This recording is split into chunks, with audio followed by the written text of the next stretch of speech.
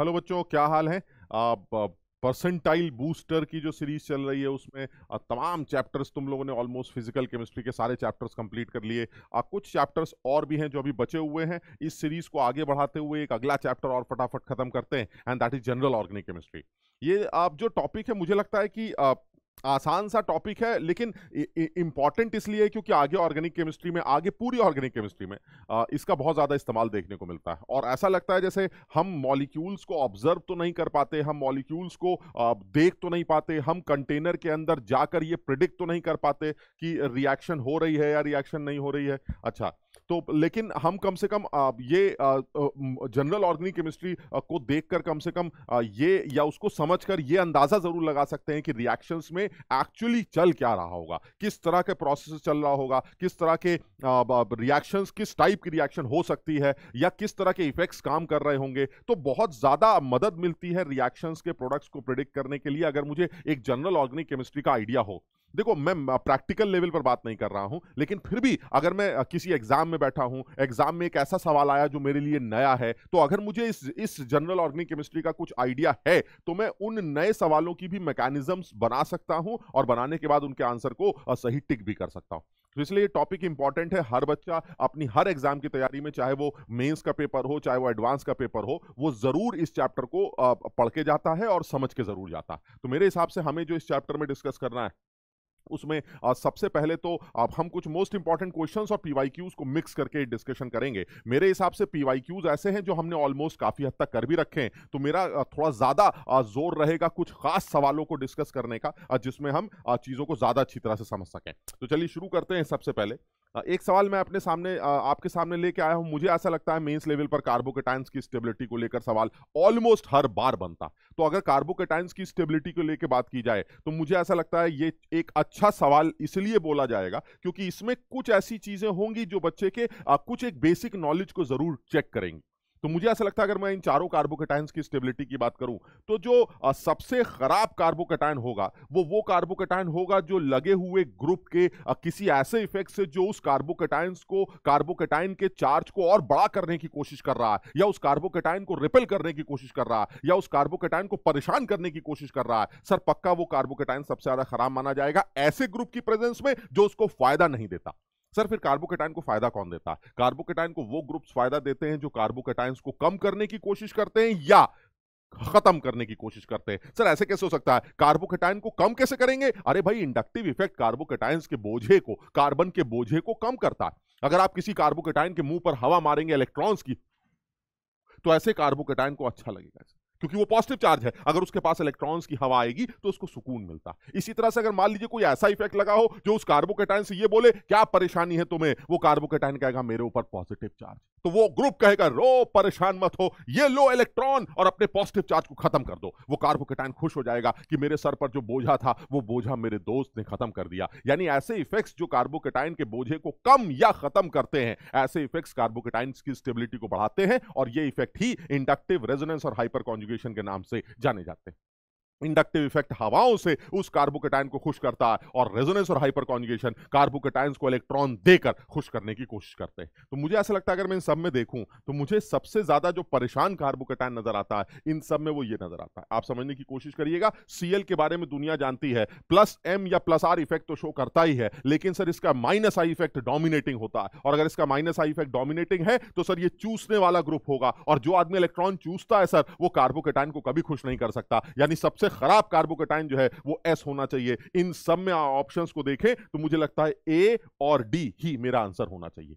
अब ए और डी में अगर आप प्रिडिक्ट करना चाहते हैं तो मुझे लगता है थोड़ी सी अकर और लगानी चाहिए, बल्कि हम एक काम करते हैं, हम सबसे पहले अपना आंसर ही निकाल लेते हैं। कोई मैच कर गया तो ठीक है, नहीं तो अपना आंसर बना देंगे। बहरहाल तो उसमें ये कहना चाह रहा है कि सर देखिए, आप फर्स्ट सेकंड को छोड़िए, इस वाली बात करें तो इस वाले को अगर आप ध्यान से देखें तो ये CH3 का हाइपर कॉन्जुगेशन इफेक्ट लग रहा है सर।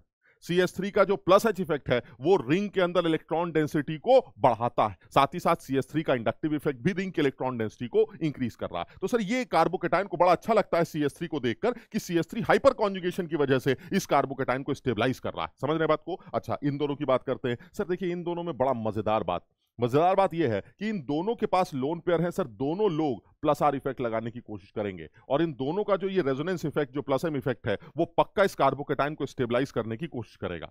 तो सर जब दोनों का ही प्लस एम इफेक्ट लग रहा है तो आप डिसाइड कैसे करेंगे? सर ये देखिए, ये भी इलेक्ट्रॉन डोनेटिंग नेचर का बन गया, ये भी इलेक्ट्रॉन डोनेटिंग नेचर का बन गया, ये भी प्लस एम इफेक्ट शो कर रहा है, ये भी प्लस एम इफेक्ट शो कर रहा है। अब आप कैसे डिसाइड करेंगे सर कि क्या होने जा रहा है? बड़ा आसान है सर, देखिए ऐसा है, जब दोनों ही लोग इस कार्बोकेटाइन को रेजोनेंस स्टेबलाइज कर रहे हैं तो फिर डिसाइडिंग फैक्टर कुछ और सोच लेते हैं। क्या सर? देखिए ऐसा है, अगर इस ओ ने लोन पेयर डोनेट किए और इस कार्बोकेटाइन को खुश करने की कोशिश की तो सर ऐसे में इस ओ पर पॉजिटिव चार्ज आ जाएगा, बिल्कुल सही है।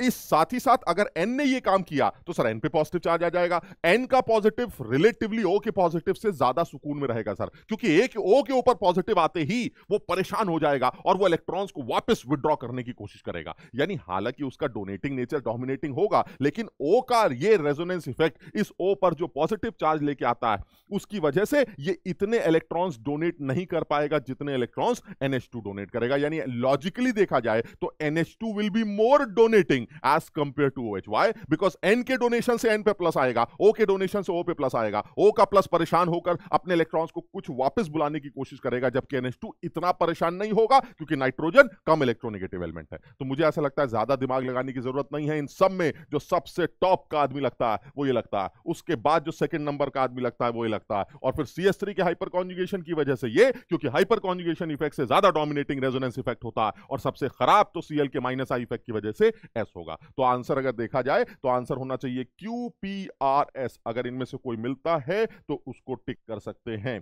QPRS। सर ये आपका आंसर D लगता है। क्लियर है? समझ में आई बात? ठीक, चलिए और आगे बढ़ते। आप अगले सवाल पर आते। अगला सवाल क्या कहता है? अगला सवाल ये जेई में पूछा गया सवाल था और हाल फिलहाल का सवाल है, आसान सवाल बनाया गया था आप, लेकिन फिर भी सवाल को बनाते वक्त इन सब चीजों का थोड़ा बहुत तो जरूर ध्यान रखा गया है, या ध्यान रखा जाता है कि बच्चे को कुछ तो बुरा लगे, मतलब समझ रहे, बच्चे को पढ़ते वक्त बुरा लगे, बच्चे को समझते वक्त बुरा लगे, कहीं तो वो उसको ऐसा लगे कि भाई कुछ गड़बड़ चल रही है। वो ये इन्होंने किया है, इन्होंने ये ड्यूटीरियम लगा के लोगों को थोड़ा सा परेशान करने की कोशिश की है। The isomeric deuteriated bromide with molecular formula C4H8DBr having 2 chiral carbon atoms। वो कौन सा एक ऐसा हैलाइड है जिसमें ड्यूटीरियम भी लगा है, जिसमें 2 कायरल सेंटर होंगे विद 4 कार्बन एटम्स? तो मुझे लगता है आप इसको बना के भी देख सकते हैं, इन सब लोगों को बना के भी देख सकते हैं, नहीं तो 4 कार्बन हैं तो मुझे लगता है सबसे पहले कुछ ऐसा काम किया जा सकता है जिसमें आप 4 कार्बन को लाइन से ले लें, और 4 कार्बन को लाइन से लेने के बाद एक कार्बन पर ब्रोमीन लगा दें और एक कार्बन पर ड्यूटीरियम लगा दें। अगर कुछ कुछ ऐसा समझें तो मुझे लगता है जो लॉजिक लगता है, अगर देखा जाए तो यहाँ पर एक हाइड्रोजन होगी और इसी तरह से यहाँ पर भी एक हाइड्रोजन होगी। मुझे लगता है जो मैंने बनाया है वो ठीक बना दिया है, क्योंकि इस कार्बन को अगर आप ध्यान से देखें तो मुझे ये कायरल दिखता है, और इस कार्बन को आप ध्यान से देखें तो ये भी कायरल दिखता है। तो अगर मुझे आंसर लिखना है तो it should be 2 bromo 3 deuterium. ये समझ रहे बात को? तो this is 3 bromo 3 deuterio and this is butane. तो इसका मतलब सॉरी 2 ब्रोमो, अगर नंबरिंग करेंगे तो क्या बन जाएगा? 1 2 3 4। So this will be 2 bromo 3 deuterio and this is 4 carbon butane। तो इसका मतलब 2 bromo 3 ड्यूटीरियो ब्यूटेन, ये इसका आंसर होना चाहिए, हैविंग 2 कायरल कार्बन। हाँ, मॉलिक्यूलर फॉर्मूला वगैरह अगर आप चेक करना चाहें तो 4 कार्बन है और 3 और 1 4, 1 5 और 3 8, 8 हमारा हाइड्रोजन है, बाकी एक डी और एक बीआर है, बिल्कुल ठीक लगता। लेकिन ये सवाल फिर अच्छा क्यों है? अच्छा इसलिए कि सर थोड़ा सा टाइम कंज्यूमिंग है। टाइम कंज्यूमिंग इसलिए कि आपको थोड़ा सा या तो अपने आप अकल लगाइए कि 4 कार्बन को कैसे अरेंज करें कि आपको 2 कायरल कार्बन मिल जाए। इसमें फायदा यह है कि 4 कार्बन को अरेंज करने से कायरल कार्बन का मिल पाना ब्रोमीन की प्रेजेंस में सिर्फ एक ही पॉसिबल था, एक ही मिल सकता था, एक से ज्यादा नहीं मिल सकता था। लेकिन क्योंकि ड्यूटीरियम लगा हुआ है इसलिए एक और भी मिल सकता है। मेरे कहने का मतलब ये हुआ कि अगर मुझे ड्यूटीरियम लगा के ना दिया जाता तो फिर मैं उस केस में सवाल का आंसर ये लिख सकता था कि देखिए सर ऐसा है, ये देखिए ये आपको एक कायरल कार्बन मिल गया, इसमें परेशान होने की जरूरत नहीं, लेकिन फिर इसके अलावा नहीं मिल सकता था। लेकिन वो कह रहा नहीं मुझे तो 2 चाहिए, तो मैं समझ गया एक तो ये वाला होगा ही होगा, एक और बना देता हूं, और एक बनाने के लिए इस वाले कार्बन को बना सकता हूं क्योंकि इस वाले कार्बन पर एक हाइड्रोजन होगी जिसको रिप्लेस किया जा सकता है ड्यूटीरियम से। तो कुल मिला के इसके पास भी 4 लोग बदल जाएंगे, तो इसको 2 ब्रोमो 3 ड्यूटीरियो ब्यूटेन बोला जा सकता है। क्लियर है? चलिए और आगे बढ़ते। देखिए ये सवाल भी एक अच्छा सवाल पूछा गया, मतलब अच्छा सवाल इन द सेंस कि जेई लेवल पर सवाल बनाते हैं, अच्छे सवाल बना देते हैं कभी कभी, और रेजोनेटिंग स्ट्रक्चर्स की स्टेबिलिटी को लेकर सवाल बन रहे हैं। तो मुझे ऐसा लगता है रेजोनेटिंग स्ट्रक्चर्स की स्टेबिलिटी का आइडिया हमें थोड़ा सा होना भी चाहिए, और सब लोग इस बात को एग्री करेंगे कि रेजोनेटिंग स्ट्रक्चर्स की स्टेबिलिटी में ये पता नहीं, मुझे हमेशा ऐसा लगता है, पता नहीं बुक्स में जैसा भी लिखा हो, बट मुझे हमेशा ऐसा लगता है कि इसमें हमेशा केमिस्ट जो है वो they are often guided by their intuition. मुझे ऐसा लगता है कि chemist are often guided by their intuition, यानी अंदर से एक आवाज आती है बस कि भाई ये अच्छा है, इसको टिक कर दो, ऐसे इन चारों में ये अच्छा लगता है, इसको टिक कर दो। बिकॉज मुझे ऐसा लगता है कोई सेट एग्जैक्ट रूल जैसा कुछ है ही नहीं। नहीं, ऐसा नहीं है कि एग्जैक्ट रूल जैसा नहीं है, बट उन रूल्स में प्रायोरिटीज को अगर देखा जाए तो बड़ा कंफ्यूजिंग सा सिस्टम लगता है। लेकिन फिर भी रूल्स पता होने चाहिए, फिर अंदर से एक आवाज आती है, यार ये ठीक लगता है, ये ऐसा लगता है, वैसा लगता है, इसको टिक कर देते हैं। तो मतलब सब एक अंदर से इंट्यूशन जैसा वो फील होता है। तो वो रूल्स क्या है इसका आइडिया होना चाहिए। रूल्स सारी दुनिया जानती है सर, सबसे ज्यादा डोमिनेटिंग जो रूल लगता है, हालांकि प्रायोरिटी ऑर्डर्स नहीं पता है या नहीं बताए जाते, बट फिर भी एक रूल है जिसके बारे में सबसे अलग से बोला जाता है कि अगर एक ऐसा लुईस डॉट स्ट्रक्चर जिसमें हर एटम का ऑक्टेट कंप्लीट हुआ, एक ऐसा स्ट्रक्चर जिसमें हर एटम का ऑक्टेट कंप्लीट हुआ, तो आप समझ लीजिएगा वो बेस्ट रेजोनेटिंग स्ट्रक्चर माना जाएगा, क्योंकि उसमें हर एटम का ऑक्टेट या ड्यूप्लेट कंप्लीट, चाहे फिर कुछ भी हो, चाहे इलेक्ट्रोनिगेटिव एलिमेंट पे पॉजिटिव चार्ज, नेगेटिव चार्ज, ये चार्ज वो चार्ज, सब दोनों सेपरेशन, चार्ज सेपरेशन, कुछ बकवास हो, मुझे इससे मतलब नहीं है। अगर हर एलिमेंट का ऑक्टेट कंप्लीट है, हर एटम का ऑक्टेट कंप्लीट है, तो आप समझ लीजिएगा बढ़िया रेजोनेटिंग स्ट्रक्चर माना जाए। उसके अलावा और भी कुछ क्राइटेरियाज है, लेकिन इनकी कोई प्रायोरिटी नहीं है। जैसे एक क्राइटेरिया ये भी है कि नंबर ऑफ कोवेलेंट बॉन्ड्स होने जरूरी हैं, ज्यादा होने जरूरी हैं आपकी स्टेबिलिटी के लिए, क्योंकि जितने ज्यादा कोवेलेंट बॉन्ड्स होंगे आप उतने बॉन्ड्स बना चुके होंगे, और जितने बॉन्ड्स आप बना चुके होंगे आप उतनी ज्यादा एनर्जी रिलीज कर चुके होंगे, आपकी खुद की एनर्जी कम हो चुकी होगी, आपकी स्टेबिलिटी बढ़ चुकी होगी। दूसरा एक और रूल बनाया गया है कि जब चार्ज सेपरेशन का ध्यान रखिएगा, ऑपोजिट चार्जेस को बहुत करीब लाने की कोशिश मत करिएगा, क्योंकि ऑपोजिट चार्जेस रिपेल करते हैं, और जो लाइक चार्जेस हैं उन लाइक चार्जेस को बहुत दूर करने की कोशिश मत करिएगा, क्योंकि लाइक चार्जेस को दूर करते वक्त आपको एनर्जी वेस्ट करनी पड़ती है, जिसकी वजह से मॉलिक्यूल की स्टेबिलिटी घटती। यानी लाइक चार्जेस जो होने चाहिए वो दूर होने चाहिए, और ऑपोजिट चार्जेस जो हैं वो करीब होने चाहिए। यानी एक जैसे चार्जेस को रिपल्शन की वजह से जितना दूर रखा जाए बेहतर है, और ऑपोजिट चार्जेस को जितना करीब रखा जाए वो बेहतर। एक और सिचुएशन भी डेवलप की गई है जिसमें बताया गया था कि इलेक्ट्रोनेगेटिव एलिमेंट पर पॉजिटिव चार्ज दर्द है और इलेक्ट्रो पॉजिटिव एलिमेंट पर नेगेटिव चार्ज दर्द है। हाँ, अगर इलेक्ट्रोनेगेटिव पर नेगेटिव आ रहा है और इलेक्ट्रो पॉजिटिव पर पॉजिटिव आ रहा है, तो ये रेजोनेटिंग स्ट्रक्चर्स के लिए बेहतर सिचुएशन मानी जाएगी। अबव ऑल ऑक्टेट कंप्लीशन का तो एक रूल है ही जिसको ठुकराया नहीं जा सकता। तो अगर मैं इन तमाम रूल्स की बात करूं, तो जिसमें पहले वाले रूल को देखें या पहली बात को देखें, तो मुझे ऐसा लगता है sir increasing order of stability अगर आपको कंपेयर करनी है, तो सबसे पहले जो आपका रूल है उसी के बारे में सोचते हैं, और मुझे लगता है बिना बात किए सबसे बेस्ट आदमी चौथा टिक कर देते हैं। कुछ करने की जरूरत ही नहीं सर, मुझे एक ही ऑप्शन सही लगता है, मैं उसको टिक कर दूंगा, आंसर विल बी ए। मतलब ये सिर्फ तुम्हें समझाने की बात कर रहा हूं, मतलब मेरे कहने का मतलब ये हुआ कि सर सबसे अच्छा आपको पहला चौथा वाला आदमी क्यों लगता है, तो मुझे ऐसा लगता है सबसे अच्छा मुझे चौथा वाला आदमी इसलिए लग रहा है कि इस चौथे वाले आदमी के अंदर एक खूबी ये है कि इसमें देखिए इस कार्बन पर नेगेटिव चार्ज है, और जिस कार्बन पर नेगेटिव चार्ज होता है उसका ऑक्टेट तो कंप्लीट होगा। इसी तरह से नाइट्रोजन पर भले ही पॉजिटिव चार्ज क्यों ना हो, लेकिन नाइट्रोजन के पास 8 इलेक्ट्रॉन्स हैं। इसका मतलब ये हुआ सर ये वो सिस्टम है जिसमें सबसे ज्यादा सिचुएशन फेवरेबल है, जिसमें आपने बताया है कि हर एटम का ऑक्टेट कंप्लीट हो रहा है। तो सर इसको बिल्कुल मस्त कर दीजिए, अलग कर दीजिए। बाकी सर ये है कि अपना थोड़ा बहुत जुगाड़ शुगाड़ लगाया जाए, और इनमें अगर मैं ये देखूं कि सबसे बर्बाद कौन है, तो सर मुझे देखिए सारे ऑलमोस्ट एक जैसे लगते हैं, क्योंकि ऑक्टेट अब कहीं भी कंप्लीट नहीं है। तो मुझे ऐसा दिमाग में आता है कि इस आदमी को सबसे बर्बाद माना जा सकता है, बिकॉज ऑक्सीजन पर पॉजिटिव चार्ज कौन नालायक लगाता है। सर ऑक्सीजन पर पॉजिटिव चार्ज देखिए रेजोनेटिंग स्ट्रक्चर बनाते वक्त तो बनते ही हैं। रेजोनेटिंग स्ट्रक्चर्स वो स्ट्रक्चर्स होते हैं जो हाइपोथेटिकल स्ट्रक्चर्स हैं, जो आप कॉपी पे बनाते हैं। मॉलिक्यूल इतना पढ़ा लिखा थोड़ी ना होता है, वो कहता है भाई एक ये भी बनेंगे एक वैसे भी बनेंगे, ये तो आपने कॉपी पर हाइपोथेटिकल स्ट्रक्चर्स बनाए। मॉलिक्यूल तो एक हाइब्रिड के फॉर्म में एग्जिस्ट करता है। इन सब लोगों का एक मिला जुला रूप है वो मॉलिक्यूल, जो एक्चुअली आपको नजर आता है। लेकिन ये जो आपने रेजोनेटिंग स्ट्रक्चर्स बनाए, ये एक हाइपोथेटिकल सिचुएशन है, हाइपोथेटिकल फॉर्मेशन है उस मॉलिक्यूल के अलग अलग फॉर्म्स में, जिसमें सिर्फ इलेक्ट्रॉनिक मूवमेंट ही अलाउड होगा। एटॉमिक मूवमेंट बिल्कुल या न्यूक्लियाई का मूवमेंट बिल्कुल अलाउड नहीं होगा। अगर इलेक्ट्रॉनिक मूवमेंट है जिसकी वजह से कभी मेरे सर पर पॉजिटिव चार्ज आता है, कभी आपके सर पे पॉजिटिव चार्ज आता है, कभी उसके सर पे नेगेटिव चार्ज आता है, कभी उसके सर पे पॉजिटिव चार्ज आता है, सर ये जो इलेक्ट्रॉनिक मूवमेंट है ये अलग अलग एटम पर इलेक्ट्रॉन डेंसिटी को छेड़ता रहता है, जिसकी वजह से मॉलिक्यूलर रेजोनेटिंग स्ट्रक्चर्स की स्टेबिलिटीज पर अंतर देखने को मिलता। तो अगर मैं देखूं तो सबसे अच्छा तो मैं इसको सही मान सकता हूं, और उसके बाद सबसे खराब इसको मान सकता हूं। तो मुझे लगता है बहुत ज्यादा डिटेल में जाने की जरूरत नहीं है। 3 सबसे खराब होना चाहिए, 4 सब, this is increasing order of the stability, 4 सबसे अच्छा होना चाहिए। अब अगर 1 और 2 को देखें, चलिए ये भी चेक कर लेते हैं। 1 और 2 को देखें तो मुझे 1 और भी ज्यादा खराब लगता है। क्यों कह रहे हैं 1 इसलिए खराब लगता है क्योंकि 1 में नाइट्रोजन पर लोन पेयर, और लोन पेयर और नेगेटिव चार्ज अगर एक दूसरे के बगल में आते हैं तो this is highly repulsive situation. यानी बाकी सब चीजें तो हैं जो तो ठीक है, लेकिन अल्टीमेटली जो मुझे समझ में आता है कि लोन पेयर के बगल में नेगेटिव चार्ज रिपल्शन की वजह से स्टेबल नहीं होता। कुछ जगहों पर कुछ लोग इस तरह से बता देते हैं या किताब वाले समझा देते हैं कि भाई देखिए ये वाला इसलिए अच्छा है या ये वाला इसलिए खराब है या जो भी कुछ है, कि देखिए ये negative charge is resonance stabilise, यहां पर अच्छा होगा। अरे भाई रेजोनेटिंग स्ट्रक्चर्स तो रेजोनेंस से ही बनते हैं।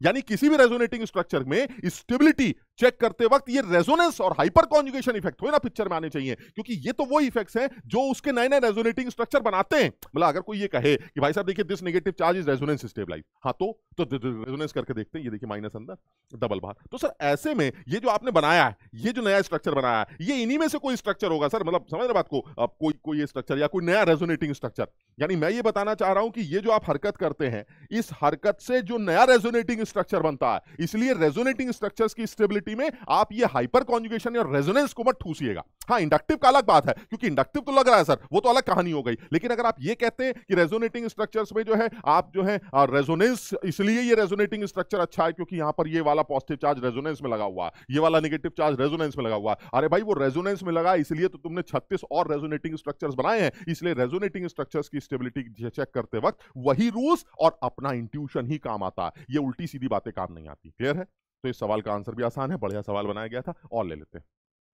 वो कह रहा है सर कार्बोकेटाइंस की स्टेबिलिटी पे अक्सर सवाल आते हैं, तो एक और कार्बोकेटाइन की स्टेबिलिटी को ले लेते हैं। अरे वाह बहुत बढ़िया, बहुत सारे कार्बोकेटाइन है सर। देखने से लगता है बी ऑप्शन बड़ा बढ़िया ऑप्शन है, क्योंकि बी ऑप्शन में जो कार्बोकेटाइन है वो नाच नाच के परेशान है सर। इस बी और ऑप्शन में कार्बोकेटाइन की स्टेबिलिटी को अगर आप ध्यान से देखें तो ये कार्बोकेटाइन इस रिंग के साथ रेजोनेंस में लगा, इस रिंग के साथ रेजोनेंस में लगा, इस रिंग के साथ रेजोनेंस में लगा। यानी ये तीनों रिंग्स जो है इस कार्बोकेटाइन को रेजोनेंस कर करके खत्म करने की कोशिश कर रही हैं, इस कार्बोकेटाइन के बोझे को डिस्ट्रीब्यूट कर रही। तो ऐसा लगता है जैसे सबसे अच्छा जो कार्बोकेटाइन है वो resonance stabilise be carbocation. Clear है? लेकिन और अगर अकल लगाएं तो मेरे ख्याल से सब लोग इस बात को मानते होंगे, जो पढ़े लिखे बच्चे वो इस बात को जान भी रहे होंगे कि जो ट्राईसाइक्लोप्रोपाइल मिथाइल कैटायन है ये दुनिया के सबसे अच्छे कार्बोकेटाइंस में काम माना जाता है। ये इससे भी कई गुना ज्यादा स्टेबल कार्बोकेटाइन माना जाता है। देखिए बाकी लोगों की बात नहीं करते, this carbocation is stable due to समझो बात को, ड्यू टू, ठीक, this carbocation is stable due to बढ़िया resonance and this carbocation is stable due to hyperconjugation effect and slight inductive effect of methyl group. ठीक है चलेगा। लेकिन sir इसकी तो कहानी अलग अलग, कहानी कैसे अलग है सर? ये तो मुझे और खराब लगता है, ये तो मुझे इन सब में सबसे ज्यादा खराब लगता है सर। ना इसके पास कायदे का हाइपर कॉन्जुगेशन है, ना इसके पास कायदे का इंडक्टिव है, रेजोनेंस मुझे दिखाई नहीं देता। हो कौन तुम दुनिया के सबसे अच्छे कार्बोकेटाइन बन कैसे गए? ये जो ट्राईसाइक्लोमिथाइल कैटायन है, कुछ किताबें लिखती हैं इसके अंदर डांसिंग रेजोनेंस और हमारा बनाना रेजोनेंस और पता नहीं क्या क्या ड्रामेबाजी होती है। लेकिन अगर मैं इसको अपनी लैंग्वेज में बताऊं तो मुझे इसके अंदर एक बड़ा खूबसूरत रेजोनेंस दिखाई देता। जो साइक्लोप्रोपेन होती है, ये सारी कहानी साइक्लोप्रोपेन डिसाइड करती। तो अगर मैं थोड़ा सा इसको समझाने की कोशिश करूं तो मुझे ऐसा लगता है कि अगर मैं साइक्लोप्रोपेन का ऑर्बिटल डायग्राम बनाना जानता हूं तो मुझे काफी मदद मिलती। अगर आप देखें तो साइक्लोप्रोपेन जो है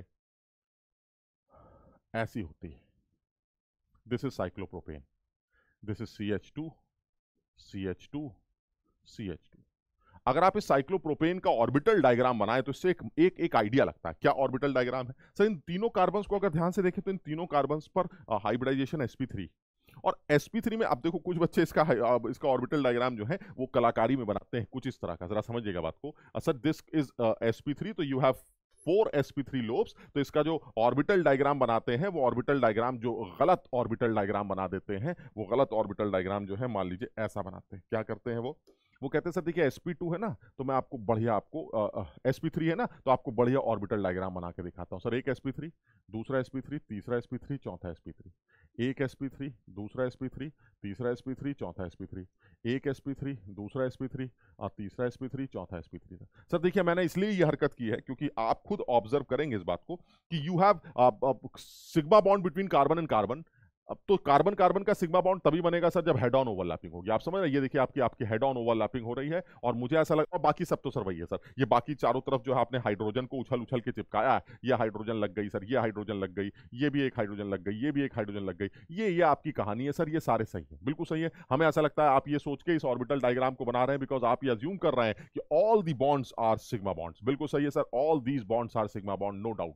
यानी ये सारे के सारे सिग्मा बॉन्ड्स बन गए और हेड ऑन ओवरलैपिंग दिख भी रही है, आपको पता है सिग्मा बॉन्ड्स का मतलब हेड ऑन ओवरलैपिंग होती है, और ये हेड ऑन ओवरलैपिंग देखिए इंटरन्यूक्लियर एक्सिस के अलोंग, इसी तरह से यहां पर भी इंटरन्यूक्लियर एक्सिस के अलोंग, इसी तरह से यहां पर भी इंटरन्यूक्लियर एक्सिस के अलोंग आपको हेड ऑन ओवरलैपिंग दिखाई दे रही।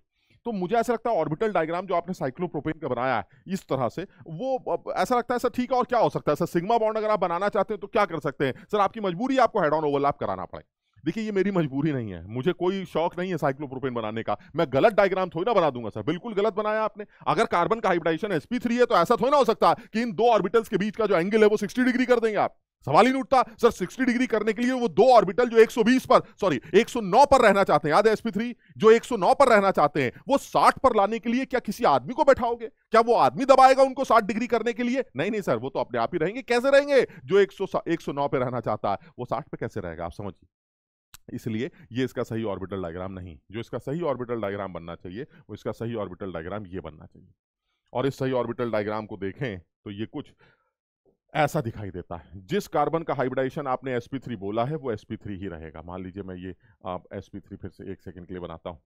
ये तीनों कार्बन जो हमारे sp3 हाइब्रिड है, मैं उनके sp3 हाइब्रिड लोब्स बनाता हूं। एक sp3 लोब ये है, एक sp3 लोब ये है, एक ये है, एक ये है। अब सही है सर, अब बिल्कुल सही है सर, वो ओवरलैप करे ना करे मुझे मतलब नहीं है, लेकिन sp3 ऐसे ही होते हैं। इसी तरह से दूसरे कार्बन का भी sp3 है सर, एक sp3 ये है, एक sp3 ये है, एक sp3 ये है, एक sp3 ये है। इसी तरह से एक sp3 ये है, एक sp3 ये है, एक sp3 ये है, एक sp3 ये है, और बाकी सर आपको जो बनाना बनाते रहिए। ये लीजिए आपने बाकी सब बना दिया। और बाकी सब कौन है सर? बाकी सब हाइड्रोजन है। ये देखिए मस्त आपका सिग्मा बॉन्ड चल रहा है, हाइड्रोजन के साथ सिग्मा बॉन्डिंग हो रही है, बिल्कुल क्लियर दिखाई देती है, हाइड्रोजन के साथ सिग्मा बॉन्डिंग चल रही है। ये देखिए इंटरन्यूक्लियर एक्सेस पर ओवरलैप्ड एरिया, तो इसमें तो चलिए कोई दिक्कत नहीं है, सारे हाइड्रोजन के साथ आपकी सिग्मा बॉन्डिंग चल रही, बिल्कुल सही। लेकिन सर ये बताइए अब जो कार्बन कार्बन के बीच की ओवरलैपिंग है उसका क्या सीन है? ये देखिए कार्बन कार्बन ओवरलैपिंग में सर 60 डिग्री क्या चीज होती है? 60 डिग्री तो आज भी वही है सर, 60 डिग्री इंटरन्यूक्लियर एक्सिस के बीच का एंगल होता है, जो आज भी इंटरन्यूक्लियर एक्सिस के बीच का एंगल, ये देखिए। लेकिन सर जो ऑर्बिटल्स के बीच का एंगल है वो तो 109 होना चाहिए, है ऑर्बिटल जैसे थे वैसे ही, हम तो ऐसे ही रहेंगे, ओवरलैप करना करो नहीं तो भाड़ में जाओ। उसने ओवरलैप कर लिया, लेकिन सर इस ओवरलैपिंग को देख के क्या लगता है आपको? This is not head on, that is not sigma. Sir ये ओवरलैपिंग सिग्मा होती है सर, ये तो ऐसी नहीं, और ये ओवरलैपिंग पाई होती है सर, ये तो ऐसी है सर, ना ऐसी है ना ऐसी है, ये बीच में है सर। यानी ये जो ओवरलैपिंग दिखाई जा रही है, this overlapping is not sigma and not pi, समझो बात। So this is in between sigma and pi, so it has pi character. यानी ये जो बॉन्ड आप देख रहे हैं ये बॉन्ड सिग्मा तो है, लेकिन it has pi character, it has pi character. और आप समझने की कोशिश करिएगा कि इसीलिए साइक्लोप्रोपेन को आसानी से हाइड्रोजिनेट किया जा सकता है। नॉर्मल टेम्परेचर पर भी अगर आप साइक्लोप्रोपेन लेके आए तो ये आसानी से हाइड्रोजिनेट हो सकती है। सर ये हाइड्रोजिनेशन की टेंडेंसी तो एल्कीन्स की होती है, सर ये एल्कीन तो नहीं है लेकिन एल्कीन का कैरेक्टर रखती है। सर ये पार्शियल पाई बॉन्ड कैरेक्टर है सर, आप इस पर हाइड्रोजन मारिए खट से खुल जाइए, आप समझिए बात। तो मैंने कहा चलिए ठीक है, हम आपकी इतनी बात समझ गए कि साइक्लोप्रोपेन के अंदर इस तरह का ड्रामा देखने को मिलता। तो अगर साइक्लोप्रोपेन के अंदर इस तरह की कोई ड्रामेबाजी है तो फिर सर अब उस कार्बोकेटाइन के बारे में क्या बात करनी है? तो चलिए उस कार्बोकेटाइन के बारे में बात कर लेते हैं। ये जो कार्बोकेटाइन मैंने बनाया था, आप समझिएगा जरा, मैं सिर्फ एक तरफ दिखाऊंगा, बाकी अपने आप समझ जाएंगे आप। ये देखिए, अब इसको आप जैसे भी डांसिंग रेजोनेंस, बनाना बॉन्डिंग, जो पता नहीं क्या क्या आप बोलना चाहें बोले, लेकिन मैं अपनी लैंग्वेज में बात कर रहा हूं, बिल्कुल सरकारी भाषा में बात कर रहा हूं। सर ये देख लीजिए, this positive charge is resonance stabilise. पागल हो गए हो? रेजोनेंस की कोई कंडीशन नहीं है सर, छुपी हुई है। It is a pi character bond, समझिए बात को। ये एक ऐसा बॉन्ड है जिसमें पाई कैरेक्टर है, और पाई कैरेक्टर जब भी प्लस चार्ज के बगल में आएगा सर, प्लस चार्ज उन इलेक्ट्रॉन्स को अट्रैक्ट करने की कोशिश करता है। Now you have a resonating structure, जरा समझने की कोशिश करना। This is my resonating structure. और क्या तुम ये मानते हो सर ये हरकत यहां से भी हो सकती थी? बिल्कुल मानता हूं सर। और अगर ये हरकत यहां से हो जाती तो सर ये मेरा नया रेजोनेटिंग स्ट्रक्चर बनता। तुम देख पा रहे हो ये दोनों रेजोनेटिंग स्ट्रक्चर आइडेंटिकल है। अरे सर मैं समझ गया, एक जैसे रेजोनेटिंग स्ट्रक्चर, सर ये तो कमाल हो गया, ये तो स्टेबिलिटी का क्राइटेरिया है। अब अगर आप ध्यान से देखें तो जो स्ट्रक्चर आपको बना के दिया गया था, अगर आप उस स्ट्रक्चर को देखें, sir this carbocation is resonance stabilise, यहां से यहां से यहां से यहां से यहां से, और साथ ही साथ हाइपर कॉन्जुगेशन इंडक्टिव, सब कुछ लग रहा है सर। आप समझिए रेजोनेंस तो यहां बहुत था, लेकिन इस तरह का रेजोनेंस नहीं था जिसमें सारे रेजोनेटिंग स्ट्रक्चर्स आइडेंटिकल थे। जब सारे रेजोनेंस एक जैसी एनर्जी के बनते हो तो वो सिस्टम जबरदस्त स्टेबल सिचुएशन रखता। इसका मतलब ये हुआ ये कार्बोकेटाइन तमाम रेजोनेंस, इक्वी एनर्जी रेजोनेंस, तमाम हाइपर कॉन्जुगेशन और इंडक्टिव की वजह से इस कार्बोकेटाइन को सबसे मस्त बनाता। क्लियर है? तो मेरे हिसाब से इन सारे कार्बोकेटाइंस में जो सबसे बढ़िया कार्बोकेटाइन होना चाहिए वो ए होना चाहिए। क्लियर है? चलिए और आगे बढ़ते हैं। अब डिक्रीजिंग एसिडिक स्ट्रेंथ के ऑर्डर की बात कर रहे हैं, तो एसिडिक स्ट्रेंथ एक अच्छा सवाल है। जनरली कार्बोक्सिलिक एसिड्स में बेंजोइक एसिड्स में एसिडिक स्ट्रेंथ निकालते वक्त अगर मैं मेंस लेवल की बात करूं तो एक सीधा सवाल बना देता है ना, तो बहुत ज्यादा टेक्निकली नहीं सोचते। बट अगर मैं थोड़ा सा लेवल चेंज करूं तो मुझे लगता है कभी कभी सवाल इवन मेंस लेवल पर भी, अब कभी कभी सवाल ऑर्थो इफेक्ट से रिलेट करता है। तो मैं जरा ध्यान से देखता हूं और ऑर्थो इफेक्ट में भी हमें सारी बातें क्लियर होनी चाहिए। तो मुझे ऐसा लगता है कि अगर इन सारे कार्बोकेटाइंस की बात करें तो इन कार्बोकेटाइन में जो पहला वाला इन सारे बेंजोइक एसिड्स में जो ये सब्स्टिट्यूटेड बेंजोइक एसिड है पहले वाला, ये मुझे काफी अट्रैक्ट कर रहा है, काफी अच्छा लग रहा है। उसका रीजन ये है, इसको आप जैसे चाहे बोल सकते हैं सर NO2 लगा हुआ है, NO2 COH के प्लेन को चेंज करेगा जिसकी वजह से ऑर्थो इफेक्ट लगेगा और ऑर्थो इफेक्ट की वजह से एसिडिक नेचर बढ़ जाएगा। ये भी एक सोच है, बट पता नहीं क्यों मुझे ऐसा लगता है, कहीं मैंने ये सुना भी है कि जब आप नाइट्रो बेंजोइक एसिड्स की बात करते हैं, ऑर्थो नाइट्रो बेंजोइक एसिड्स की बात करते हैं, तो उसमें ये ऑर्थो इफेक्ट इतना बड़ा आदमी नहीं है। मतलब समझ रहे हो, उस आदमी के उस एसिड के अच्छे होने में ये ऑर्थो इफेक्ट इतना बड़ा रोल प्ले नहीं कर रहा है। उससे भी ज्यादा इंपॉर्टेंट है जो कॉन्जुगेट पार्ट बनता है एसिड का H रिलीज करने के बाद, जो कॉन्जुगेट पार्ट बनता है वो बगल के नाइट्रोजन के साथ कैटायनिक एनायनिक इंटरेक्शन शो करता है, जिसको इलेक्ट्रोस्टैटिक इंटरेक्शन बोला जाता है, जिसकी वजह से बना हुआ कॉन्जुगेट बेस स्टेबल माना जाता है। यानी मेरे कहने का मतलब है, ठीक है सर आपको जैसे एक्सप्लेन करना कर लीजिए, बट जो लॉजिकली है, और ये बात मैं हमेशा बच्चों को बताता हूं कि ऑर्थो हाइड्रोक्सी बेंजोइक एसिड हो, शायद उसका भी कोई सवाल है जो अभी पूछा गया था कुछ दिन पहले, आप ऑर्थो हाइड्रोक्सी बेंजोइक एसिड हो या ऑर्थो नाइट्रो बेंजोइक एसिड हो, ये हाइड्रोक्सी और नाइट्रो के केस में आप ऑर्थो इफेक्ट वर्ड यूज न करके कॉन्जुगेट बेस की स्टेबिलिटी को लेकर आंसर देते हैं। यानी अगर मैं इसको ये कहूं कि भाई साहब जरा इसकी शक्ल जो है आप जरा बना के देखिए, इसमें से एक H आप हटा दीजिए, चलिए ठीक है इसमें से एक H हटा देते हैं, तो जब आप इसमें से एक H हटाएंगे तो इसकी जो शक्ल बनेगी वो कुछ ऐसी बनेगी। थोड़ा सा अपने आप ही समझना, ये आ जाएगा COOH में से एक हट गया और CO माइनस अपना रेजोनेंस करेगा, तो मैं उसके रेजोनेटिंग स्ट्रक्चर को ऐसा दिखा रहा हूं कि एक नेगेटिव चार्ज दोनों ऑक्सीजन पर, ये तुम्हें समझाने के लिए बोल रहा हूं, एक नेगेटिव चार्ज दोनों ऑक्सीजन पर डिस्पर्स हो गया तो दोनों पर माइनस हाफ का चार्ज दे देते हैं, ऐसे समझो। और बगल में आपका NO2 है, तो आप जो देखें अगर NO2 को, तो NO2 एक ऐसा आदमी होगा जो देखने से कुछ ऐसा लगता होगा, अगर सही से बनाऊं मैं तो देखने से वो NO2 कुछ ऐसा लगता हो। हाँ बात तो सही है सर, ये NO2। तो मुझे ऐसा लगता है सर इस NO2 के जो H आपने निकाला है, उस H के निकलने के बाद की जो सिचुएशन है वो ये है कि बगल का जो नेगेटिव चार्ज है ऑक्सीजन के ऊपर, वो बगल के नाइट्रोजन से कैटायनिक एनायनिक इंटरेक्शन शो कर रहा है, और ये जो इलेक्ट्रोस्टैटिक इंटरेक्शन है, दिस इज इलेक्ट्रोस्टैटिक अट्रैक्शन। ये जो इलेक्ट्रोस्टैटिक अट्रैक्शन है सर, ये बने हुए कॉन्जुगेट बेस को स्टेबलाइज कर रहा है, और कहीं यही हरकत आपने बगल में कर दी तब तो सर सोने पे सुहागा हो जाएगा। यानी अगर आपने बगल में भी यही काम कर दिया सर, बगल में जो आपने NO2 लगाया है उसके साथ भी इसी तरह का कोई इंटरेक्शन अगर आपने दिखा दिया तो आप समझ लीजिएगा मजा ही आ जाएगा। इसका मतलब ये हुआ सर, ये वाला जो H है वो आसानी से निकलना चाहता है, क्योंकि कॉन्जुगेट बेस जो बनता है H के निकलने के बाद, जो बेंजोइट आयन बना है, मस्त हो जा रहा है सर, वो बगल के NO2 दोनों तरफ के NO2 के साथ स्टेबलाइज हो रहा है सर। इस कैटायनिक एनायनिक इंटरेक्शन से भर भर के एनर्जी निकलेगी और कॉन्जुगेट बेस की स्टेबिलिटी बढ़ जाएगी, जिसकी वजह से H का निकलना काफी सुकून का लगता है। इसलिए मुझे लगता है कि आंसर देखा जाए तो सबसे मस्त आदमी फर्स्ट होना चाहिए, तो ऐसे में तो ज्यादा दिमाग लाने की जरूरत ही नहीं है, मुझे तो ऑप्शन ही समझ में आता है कि 1 हो जाए। हाँ ये जरूर है कि चलो सबसे खराब फोर्थ को अगर कहते हैं तो एक बार फोर्थ को भी देख लेते हैं। हाँ सर ठीक है सर, अगर कंपेयर करते हैं तो कंपैरिजन में ठीक है, क्योंकि सर फर्स्ट के बाद जो है वो सेकंड और थर्ड में से किसी एक आदमी को आना चाहिए, तो फर्स्ट के बाद सर सेकंड के अंदर भी ये वाला ड्रामा तो चल ही रहा है, तो सर इसको तो अच्छा होना चाहिए, लेकिन ये ड्रामा तो यहां भी चल रहा है सर, कम से कम एक साइड ही चल रहा है, लेकिन चल तो दोनों तरफ है, समझ बात को। तो ऐसे में सर इन दोनों को अगर चेक करें तो सर ये बेटर लगता है, क्योंकि इसमें जो NO2 है वो पैरा पर लगा है, NO2 का पैरा पर लगा होने से सर और भी तगड़ा माइनस एम इफेक्ट लगेगा, जिसकी वजह से एसिडिक नेचर इसका पक्का इंक्रीज करना चाहिए। तो अगर लॉजिकली सोचा जाए तो लॉजिकली मुझे ऐसा समझ में आता है कि जो सबसे अच्छा आदमी होना चाहिए वो फर्स्ट होना चाहिए, उसके बाद थर्ड आना चाहिए, फिर ऑब्वियसली सेकंड आना चाहिए, और उसके बाद जो नाम सेकंड इसलिए बिकॉज यहां पर वो वाला इफेक्ट लग रहा है, और सबसे खराब फोर्थ होना चाहिए, इसलिए बी ऑप्शन ठीक ऑप्शन समझ में आता है। समझिए, ठीक है।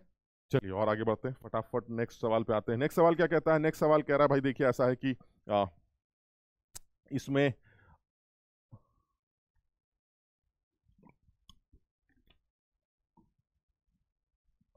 ये पूछा गया सवाल था, और इसमें ये कहना चाह रहे हैं most stable carbocation for the following is. अब देखिए ज्यादा बकवास ना करके बिल्कुल सीधी बात करते हैं। देखिए सर ये वाला कार्बोकेटाइन मुझे ठीक लगता है, हाँ ठीक है, मैं भी मना नहीं कर रहा हूँ, ठीक कार्बोकेटाइन है, क्योंकि इसमें सर ये कार्बोकेटाइन रेजोनेंस स्टेबलाइज है, बिल्कुल सही है sir, this carbocation is resonance stabilise, बिल्कुल सही है सर। इसी तरह से ये भी ठीक लगता है sir, this carbocation is also resonance stabilise, sir ये इधर से भी कर सकता है इधर से कर, लेकिन सर ये समझ रहे एक बार में एक ही करेगा, मतलब सामने एक साथ दोनों pi bond, this is not continuous resonance, this is cross conjugation, जिसमें या तो आप इन्वॉल्व हो जाइए या हम इन्वॉल्व हो जाएंगे, दोनों एक साथ नहीं हो सकते, जो कि यहाँ है।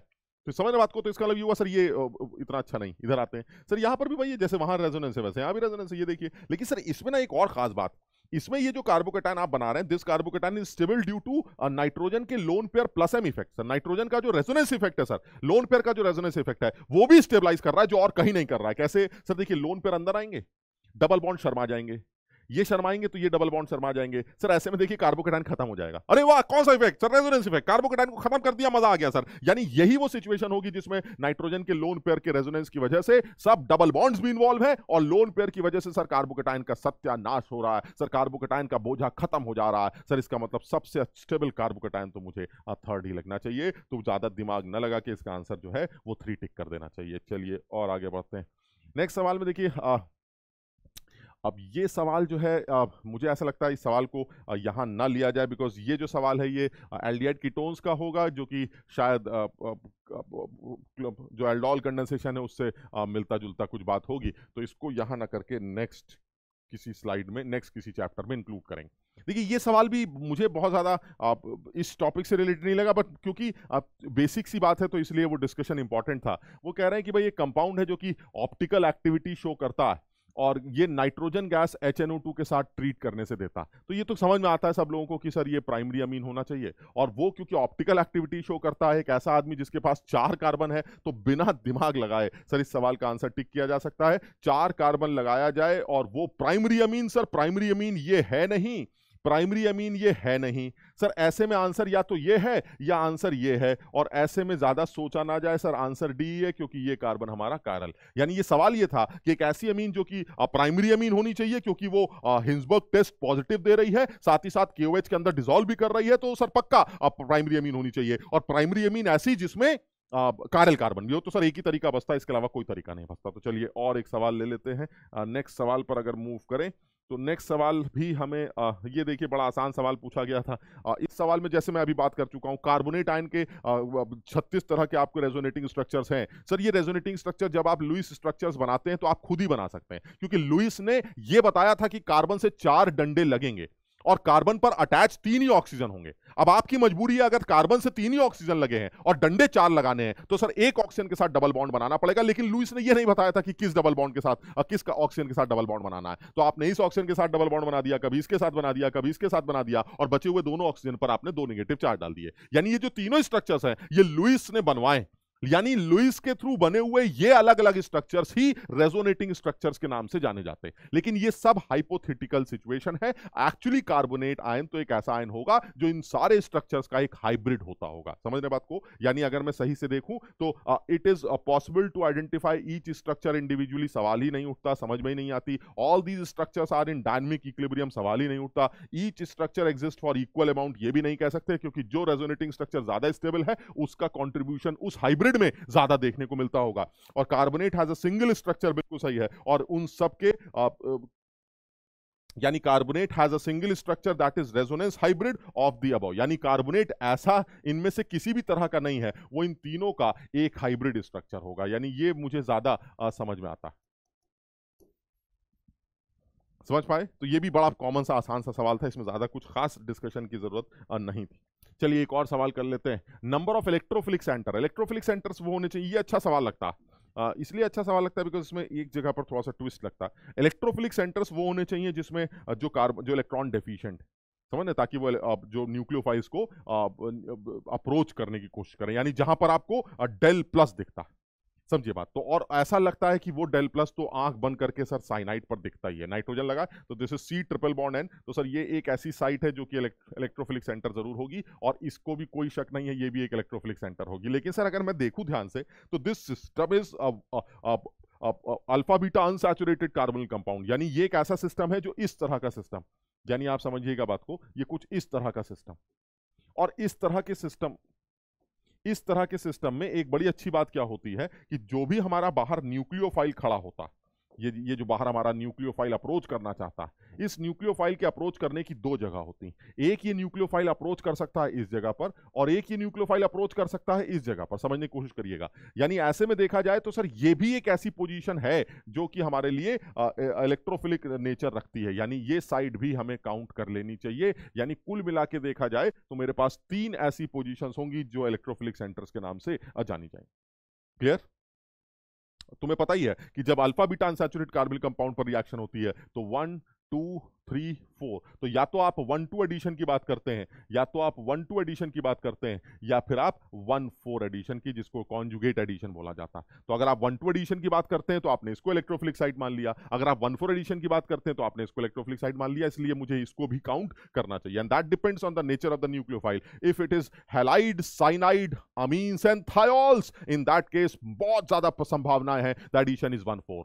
अमीन्स के केस में, थायोल्स के केस में, हैलाइड्स के केस में और साइनाइड्स के केस में जब ये लोग न्यूक्लियोफाइल की तरह ट्रीट करते हैं in alpha beta unsaturated carbonyl compounds, the majorly product will be given by 1-4 addition. समझो बात, क्लियर है? चलिए और आगे बात करते हैं।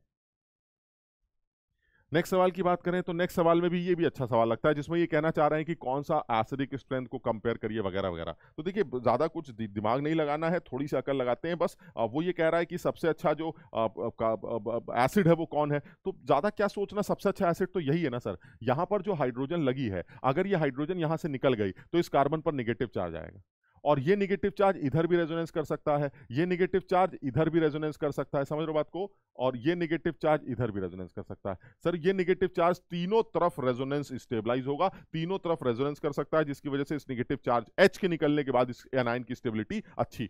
सर यही सोच के मुझे ये भी अच्छा लगने लगता है, क्यों? क्योंकि सर इस केस में भी अगर यहां से आपने H हटाया तो यहां नेगेटिव चार्ज आएगा, जो इधर भी नाच सकता है, जो इधर भी नाच सकता है। सर ये भी, लेकिन सर वो 2 ही जगह नाचेगा, वो 3 जगह नाचेगा। सर इसका मतलब that anion is better, so best will be 4th and then next will be first. Sir इन दोनों में अगर आप चेक करते हैं तो सर इन दोनों में देखिए ऐसा है, यहां से ही H हटाएंगे, जब यहां से H हटाएंगे तो यहां माइनस आएगा, and this minus is resonance stabilise. ठीक है सर, यहां से जब आप H हटाएंगे तो H हटाने के बाद यहां माइनस आएगा, and this minus is also resonance stabilise. Sir अब इन दोनों में, दोनों ही केसेस में डबल बॉन्ड के साथ आप सिंगल बार रेजोनेंस में इन्वॉल्व है, एक बार रेजोनेंस में इन्वॉल्व है, then the deciding factor will be what, then the deciding factor will be oxygen. और ऑक्सीजन ये कह रहा है कि भैया तुम्हें ऐसा लगता है कि तुम वहां रेजोनेंस कर रहे हो, तुम देख पा रहे हो कि मेरा भी इन्वॉल्वमेंट है रेजोनेंस के अंदर, समझिए। यानी इस O का जो प्लस एम इफेक्ट या प्लस आर इफेक्ट लग रहा है वो इस एनायन को अंदर आने से रोक रहा है, क्योंकि ये डबल बॉन्ड O ये बोलेगा या तो तुम्हारे साथ खेलूंगा या तुम्हारे साथ, दोनों के साथ एक साथ नहीं खेल सकता। वो सिचुएशन यहां नहीं है, एटलीस्ट यहां O ये काम नहीं कर रहा, यहां O सिर्फ इस नेगेटिव चार्ज को अपने माइनस आई इफेक्ट से स्टेबलाइज कर सकता है, लेकिन वो प्लस एम इफेक्ट यहां शो नहीं कर रहा, वो रेजोनेंस इफेक्ट प्लस शो नहीं कर रहा।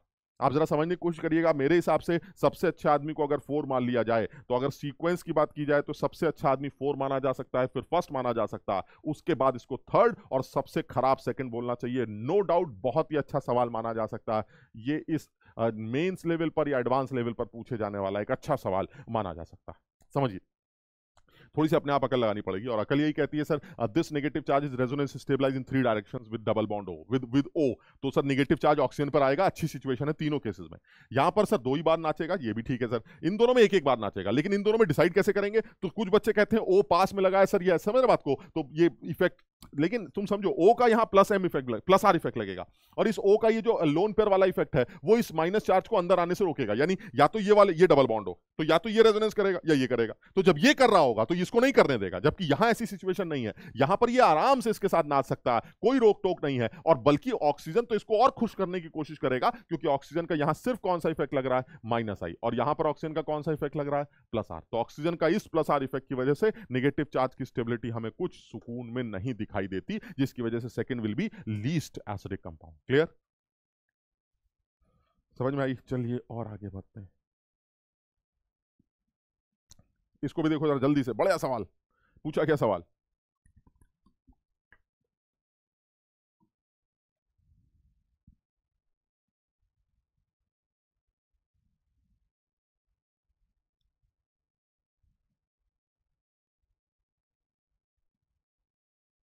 इसमें क्या करना है?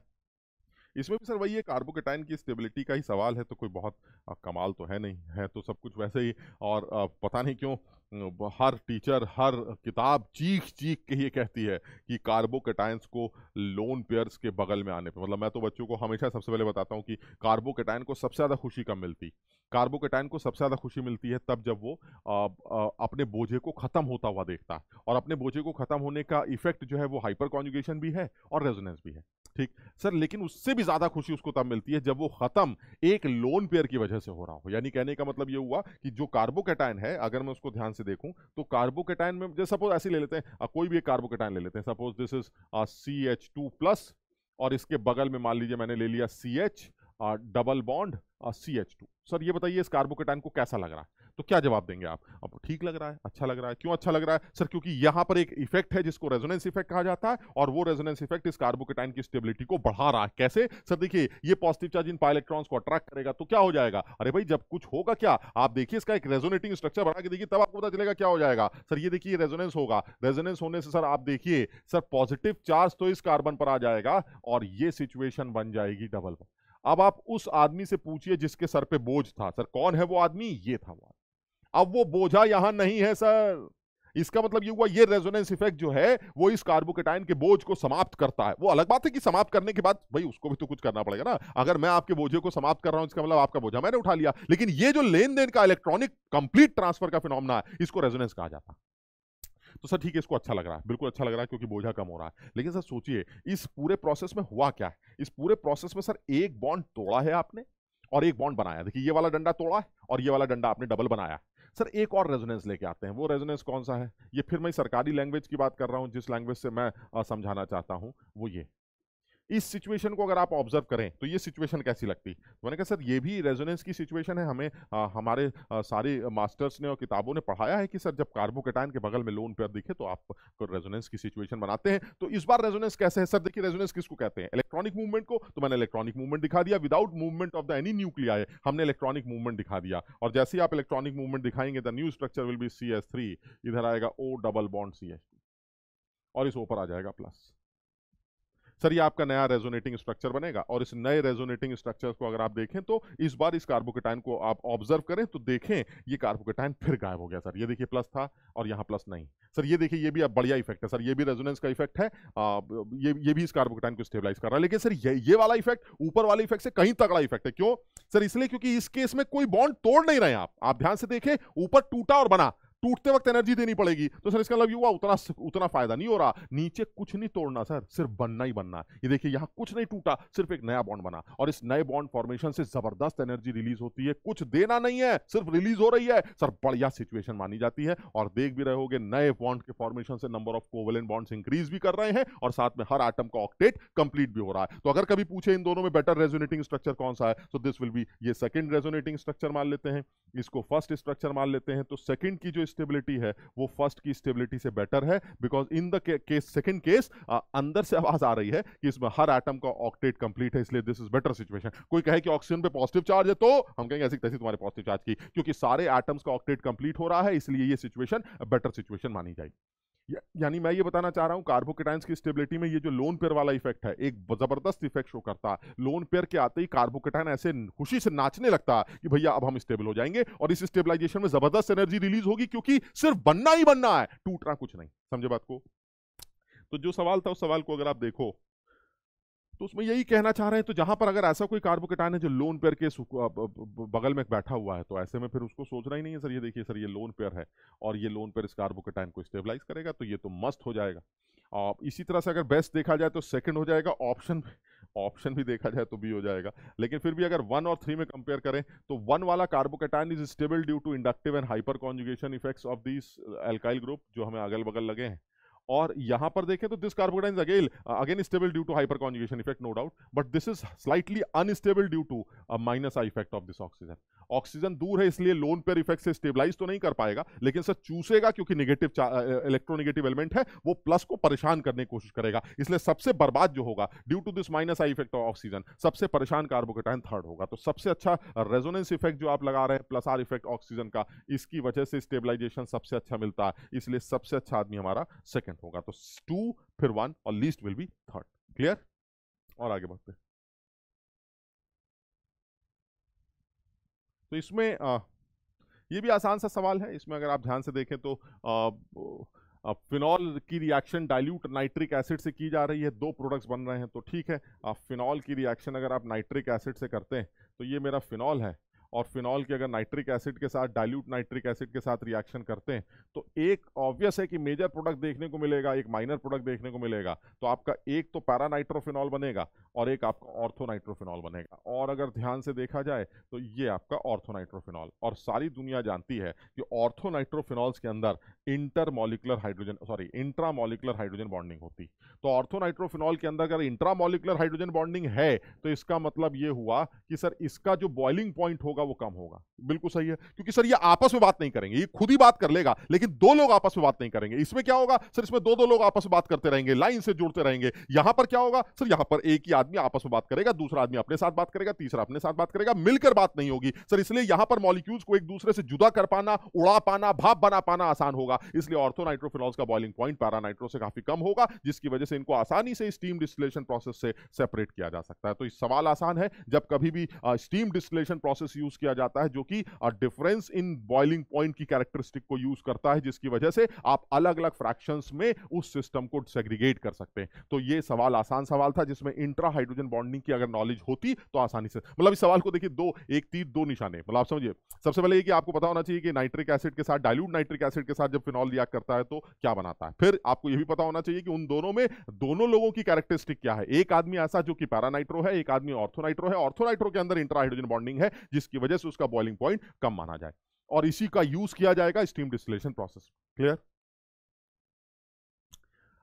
देखिए यहां पर भी यही सवाल है, बड़ा आसान सवाल है। इसमें भी एक बार डेटा जरूर चेक कर लेंगे, लेकिन मुझे जो समझ में आता है कि अगर आपके पास 0.25 ग्राम कंपाउंड है और आप इसको इससे जो नाइट्रोजन गैस निकल जो अमोनिया गैस निकल के आती है, आप उसको H2SO4 के साथ न्यूट्रलाइज करते हैं, तो जितने भी मिली इक्विवेलेंट्स कंज्यूम होंगे, मिली इक्विवेलेंट्स ऑफ H2SO4 जो कंज्यूम होंगे अमोनिया गैस के साथ रिएक्शन करने में, they must be equal to milliequivalents of ammonia gas.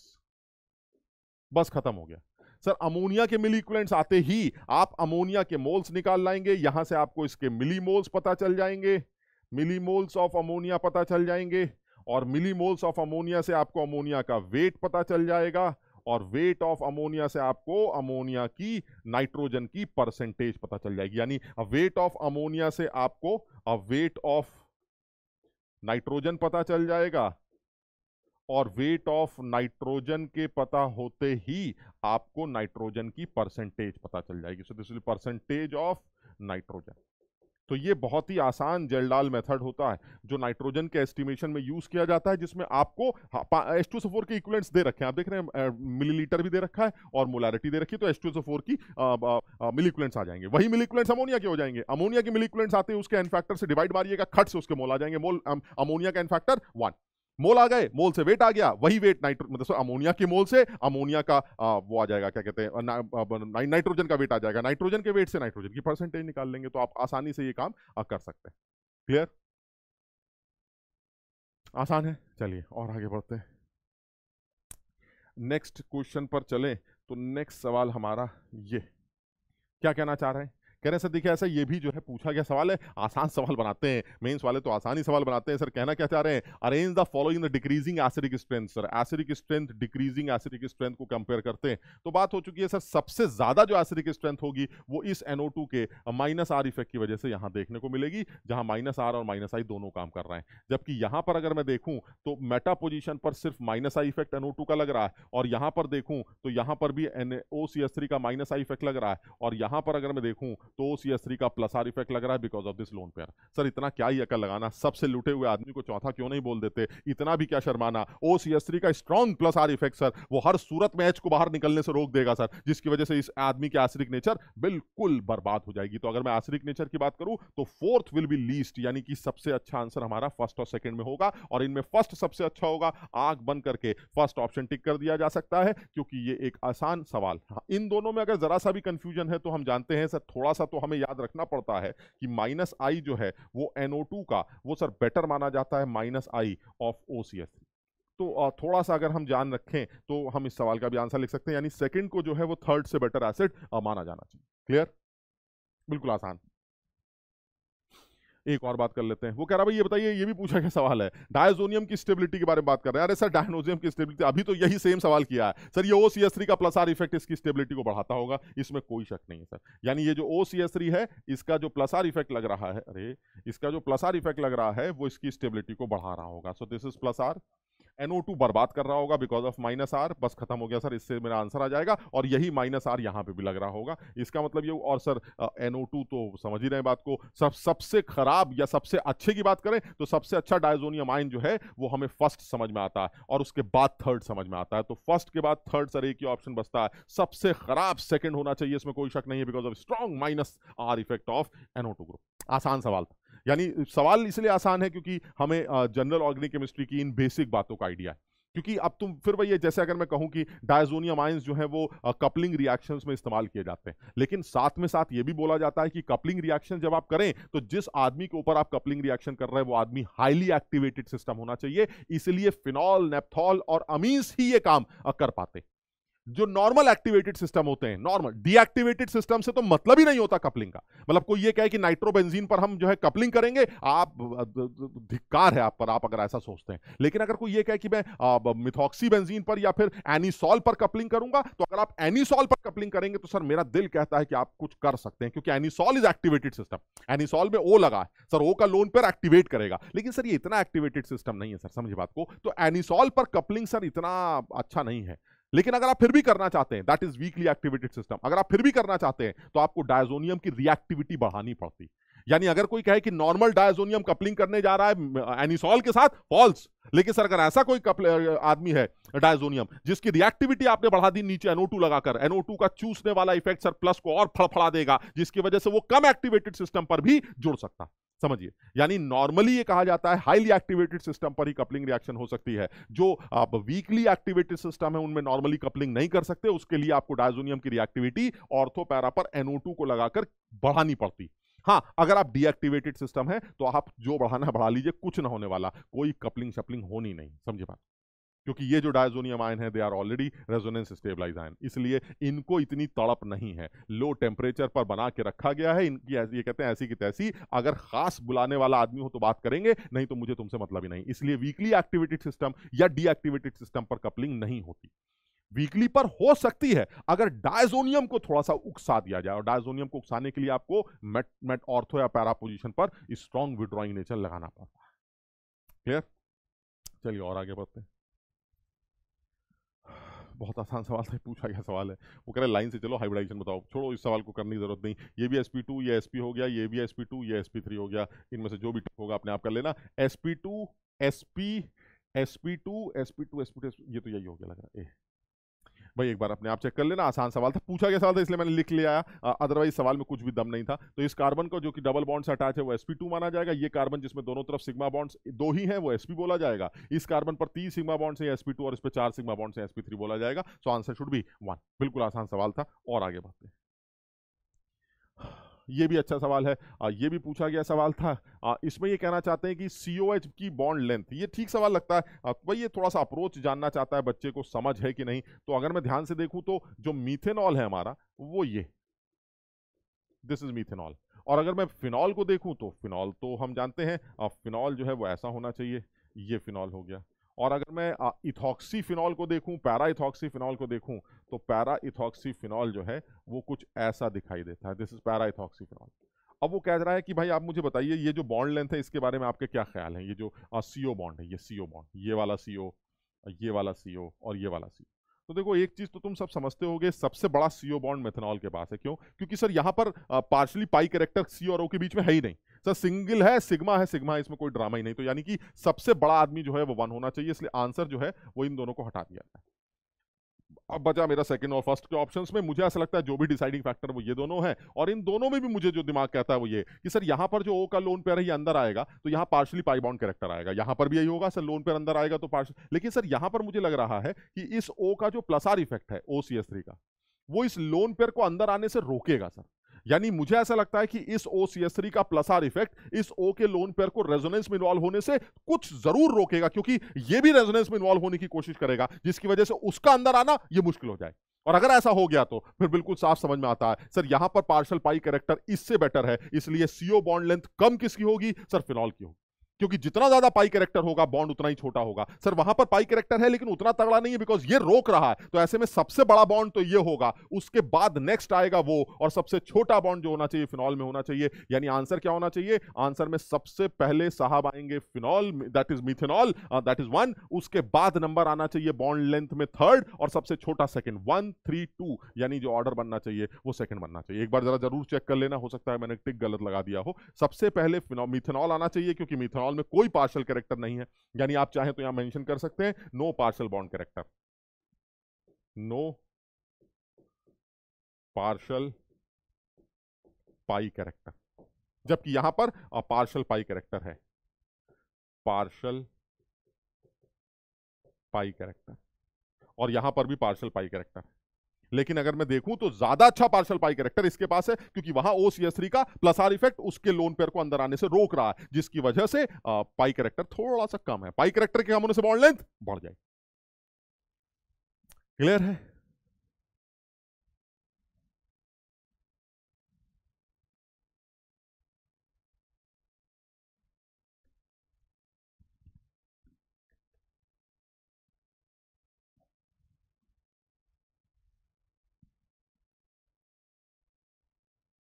और एक सवाल ले लेते हैं, ये लीजिए, ये भी पूछा गया सवाल है, इन विच कंपाउंड CCl, ये देखिए बिल्कुल वैसे ही है यार, आप समझिए कुछ कुछ वैसे ही है, अपने हिसाब से समझ के देखोगे, सवाल कर सकते हो। और शॉर्टेस्ट बॉन्ड लेंथ निकालनी है आपको, तो शॉर्टेस्ट बॉन्ड लेंथ CCl की वहां होगी जहां पर क्लोरीन का रेजोनेंस सबसे ज्यादा इफेक्टिव दिख रहा होगा।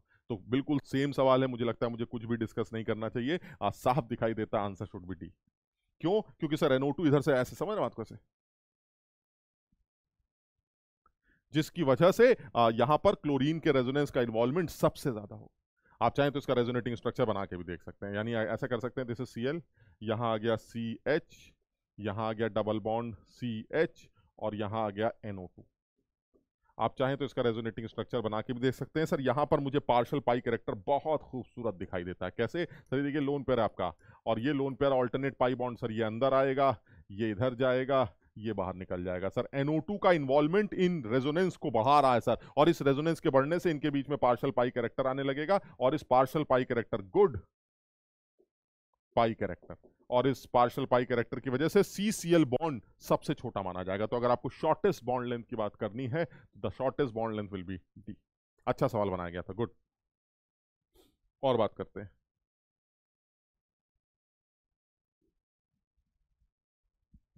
मोस्ट एसिडिक, इनमें सबसे ज्यादा एसिडिक कंपाउंड ढूंढना है। तो अगर आप मोस्ट एसिडिक कंपाउंड की बात करें तो ऐसा लगता है जैसे एक ऐसा हाइड्रोजन जो आसानी से निकलना चाह रहा है, तो जो हाइड्रोजन बहुत आसानी से निकलने चाह रहे हैं, मुझे लगता है मुझे ज़्यादा दिमाग न लगा के सबसे पहले इस C और D के बारे में बात करनी चाहिए। मुझे लगता है यही बेस्ट है, इन्हीं लोगों को चेक करना चाहिए, बिकॉज यहाँ पर ज़्यादा विड्रॉइंग नेचर दिखाई देता है। और कौन सी हाइड्रोजन निकलना चाहती है वो, उसमें भी ज़्यादा अकल नहीं लगानी चाहिए सर, बीच वाली निकलना चाहती है, क्योंकि दोनों तरफ उसको विड्रॉइंग नेचर मिल रहा है बराबर बराबर दूरी पर। तो इसका मतलब ये हुआ सर जो भी डिसाइडिंग फैक्टर है वो यही। तो इसमें सोचना क्या है sir, oxygen is more electronegative, तो अगर आपने यहां से H को निकाला तो यहां माइनस आ जाएगा, और अगर वहां से H को निकाला तो वहां माइनस आ जाएगा। तो सर इसमें बहुत ज्यादा तो समझने की बात नहीं लगती, क्योंकि सर एक जगह माइनस आ जाएगा यहां पर और एक जगह माइनस आ जाएगा यहां पर, खत्म होगी बात। इसमें क्या सोचना है? तो यहाँ पर दोनों माइनस में सर ऑक्सीजन का माइनस आई ज्यादा तगड़ा होता है, और अगर माइनस आई इफेक्ट ऑक्सीजन का तगड़ा है, ऑक्सीजन का is greater than minus I effect of sulphur, इसमें कोई शक नहीं है। तो फिर सर माइनस आई की वजह से कार्बोनाइन की स्टेबिलिटी तो बढ़ती है सर। माइनस चार्ज के ऊपर अगर कोई इलेक्ट्रॉन चूसने वाला ग्रुप लगा दिया जाए तो माइनस चार्ज छोटा हो जाता है, तो सर इससे स्टेबिलिटी बढ़ेगी। तो लॉजिकली ऐसा लगता है जैसे सेकंड ये वाला आदमी हमारा बेटर एसिड है देन दिस, यहां से एच का निकलना ज्यादा आसान। लेकिन इन सब के बाद भी एक चीज आती है, सर ये तो आपने चूसने वाला इफेक्ट लगा दिया कि भाई ऐसा है कि बगल में ऑक्सीजन इलेक्ट्रॉन विड्रॉ कर रहा है, जिसकी वजह से नेगेटिव चार्ज जो है आपका वो छोटा हो रहा है। चलिए ठीक, सर अगर ऐसा कोई इफेक्ट लग रहा होता जो नेगेटिव चार्ज को खत्म ही कर रहा होता, तो मैंने कहा नहीं नहीं, वो इफेक्ट तो रेजोनेंस इफेक्ट और हाइपर कॉन्जुगेशन इफेक्ट्स होते हैं जो यहां लग ही नहीं सकते, क्योंकि यहां सिचुएशन ही नहीं है रेजोनेंस की, है एक छुपी हुई सिचुएशन है। सल्फर को अगर आप ध्यान से देखें तो sulphur has vacant D orbitals, sulphur के पास वेकेंट ऑर्बिटल्स हैं, वो इन वेकेंट ऑर्बिटल्स में इन इलेक्ट्रॉन्स को ऑक्यूपाई और एकोमोडेट कर सकता है। यानी कहने का मतलब ये हुआ, इस डी ऑर्बिटल रेजोनेंस की वजह से आप देख पा रहे हैं, यानी सल्फर के वेकेंट ऑर्बिटल में ये इलेक्ट्रॉन्स मूव कर सकते हैं, जो कि ऑक्सीजन के पास नहीं है। इसलिए आप तमाम इंडक्टिव की बातें करते रहिए, लेकिन जीतेगा तो डी, क्योंकि D anion is resonance stabilise, यानी सल्फर के वेकेंट डी ऑर्बिटल्स में इन इलेक्ट्रॉन्स का डीलोकलाइजेशन होगा, जिसकी वजह से सल्फर वाला जो कंपाउंड होगा वो ज्यादा एसिडिक माना जाएगा एज कंपेयर टू ऑक्सीजन वाला। तो ये एक अच्छा सवाल, यूनिक सवाल था, जिसको आप देख सकते हैं। यानी इसके पास वेकेंट ऑर्बिटल्स हैं जिसके अंदर वो इन इलेक्ट्रॉन्स को, नेगेटिव चार्ज को एकोमोडेट कर सकता है। क्लियर? चलिए और आगे बढ़ते हैं। मोस्ट बेसिक नाइट्रोजन, और सबसे ज्यादा बेसिक नाइट्रोजन कौन सी हो सकती है? तो सबसे ज्यादा बेसिक नाइट्रोजन तो देखने से लगता है कि सर कोई भी हो सकती है। आप 1 2 3 में से अगर मैं देखूं तो मुझे ऐसा लगता है सर ये वाली जो नाइट्रोजन है, इस नाइट्रोजन को सर अलग कर देते हैं, ये अच्छी नहीं लगती। क्यों सर? ये जो नाइट्रोजन है, इस नाइट्रोजन के रेजोनेंस की वजह से ये जो आपका सिस्टम तैयार हुआ, ये वाला, जरा समझना बात को, ये जो आपका सिस्टम तैयार हुआ, ये सिस्टम एरोमेटिक सिस्टम है, जिसको आप पायरॉल कहते हैं sir, this is pyrrole system. अब बात तो सही। तो सर समझिए बात को, जिसका जिसका लोन पेयर उस सिस्टम को एरोमेटिक बना रहा है, तो वो लोन पेयर किसी और को देगा क्यों? यानी वो लोन पेयर कह रहा है भाई मैं क्या करूं, मैं तो मेरी वजह से तो तू एरोमेटिक है, मैं ही किसी और के पास चला गया तो तेरी एरोमेटिसिटी खत्म हो जाएगी, तो मेरा तो किसी और के पास जाना बहुत समझदारी नहीं लगती। इसलिए मुझे तो आप बेसिक साइट मानिए मत। यानी ये जो हमारा थर्ड साइट है, this is not a basic site. बचा इन दोनों में सर, इन दोनों में देखिए साफ समझ में आता है, ये नाइट्रोजन है, इसके ऊपर लोन पेयर है जो कि रेजोनेंस में इन्वॉल्व है, और ये जो नाइट्रोजन है इसके ऊपर नोन पेयर है वो अवेलेबल है, क्योंकि sp2 नाइट्रोजन का जो लोन पेयर है वो रेजोनेंस में इन्वॉल्व नहीं हो सकता। sp2 नाइट्रोजन का लोन पेयर का जो प्लेन होता है, वो प्लेन पाई इलेक्ट्रॉन्स के, या पाई इलेक्ट्रॉन्स जो होते हैं हमारे p ऑर्बिटल, उनके साथ परपेंडिकुलर होता है। यानी ये जो लोन पेयर है वो जिस प्लेन में है, वो प्लेन, और ये जो पाई इलेक्ट्रॉन्स हैं ये जिस प्लेन में मूव कर रहे हैं वो परपेंडिकुलर है, तो ये लोन पेयर तो कभी भी रेजोनेंस में इन्वॉल्व होगा ही नहीं। दूसरी बात ये कि इस लोन पेयर, जो ऊपर वाला लोन पेयर है जो कि रेजोनेंस में इन्वॉल्व है, उसके इस रेजोनेंस की वजह से इलेक्ट्रॉन डेंसिटी इस नाइट्रोजन पर बढ़ भी बहुत रही है। आप समझिए, increase electron density, increase electron density, यानी इस रेजोनेंस की वजह से नाइट्रोजन का जो लोन पेयर अवेलेबल है वो तो ठीक है, लेकिन ऊपर वाले इलेक्ट्रॉन्स के रेजोनेंस की वजह से ये लोन पेयर और भाग भी रहे हैं, और इसका मतलब ये हुआ बाहर जो H+ खड़ा है उसको यही लगेगा यार इस नाइट्रोजन पर इलेक्ट्रॉन डेंसिटी बहुत मस्त है, इसका लोन पेयर अवेलेबल है, चलो यहीं चलते हैं। यानी इसमें कोई शक नहीं है कि अगर आप मोस्ट बेसिक साइट की बात करें तो मुझे सेकेंड साइट दिखाई देती है, this will be the most basic site, most basic site.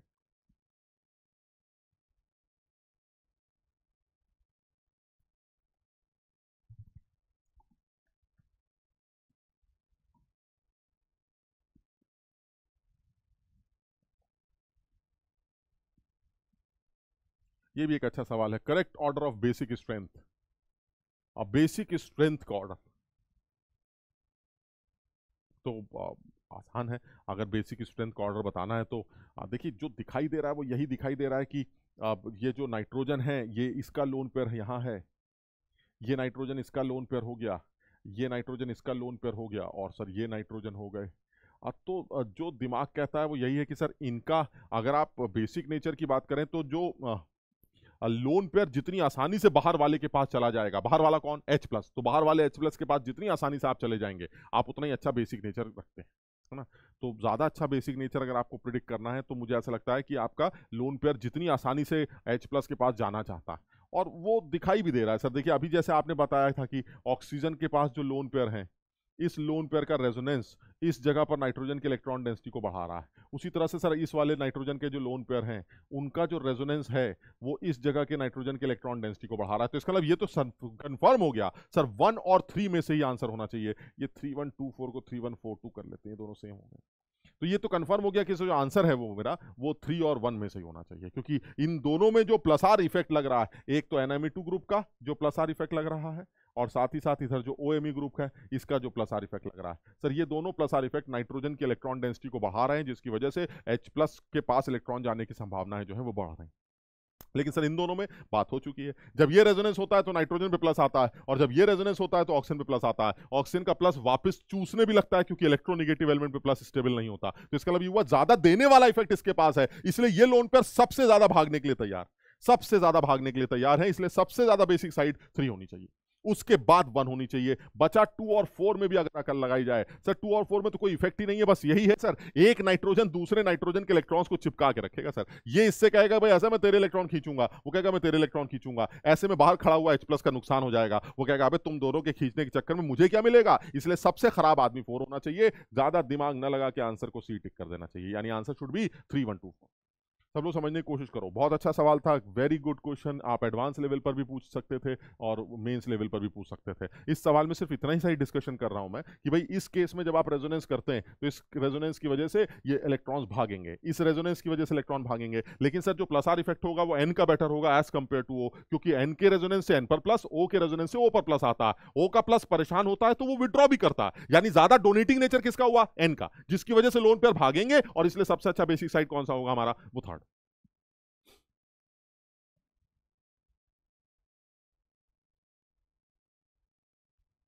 कुछ समझे बात।